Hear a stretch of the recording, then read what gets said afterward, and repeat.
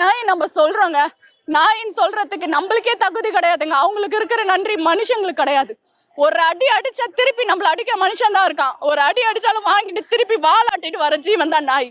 அந்த நாய்க்காக நீங்க சப்போர்ட் பண்ணி பேசி பண்ணுங்க. உங்களால முடியாத ஒரு விஷயமே கிடையாது. எங்களுக்கு ஜட்ஜ்மெண்ட் அங்க கிடைக்குங்க. நான் கடவுள் ஒருத்தர் இருக்காரு, நான் இது கடவுளுக்காக நான் இதை அர்ப்பணிச்சிருக்கேன். கடவுள் பாக்குறாரு அப்படின்னா என் பிள்ளைங்களுக்கு எல்லாருக்கும் விடுதலை கிடைக்கும். என் பிள்ளைங்க எல்லாருமே வெளியில வருவாங்க. அவங்களுக்கு எல்லா சொல்யூஷனும் கிடைக்கும். இதை நான் பார்ப்பேங்க, நியூஸ்ல பார்ப்பேன். என் விலங்கு நல ஆர்வலர்கள் எல்லாரும் பார்ப்பாங்க. அவங்க சாப்பாடு தண்ணி இல்லாம சுத்திட்டு இருக்காங்க. குழந்தைங்களுக்கு சாப்பாடு போட முடியல, என்ன பண்றது, இந்த குழந்தைங்களுக்கு சாப்பாடு போட முடியல அப்படின்ட்டு கடனை உடனே வாங்கியாவது ஏதாவது செஞ்சு போடுறாங்கங்க. அவங்கள போய் அடிக்கிறீங்க. அவங்க என்னங்க உங்களுக்கு பாவம் பண்ணாங்க? சோறு போட்ட தப்பா?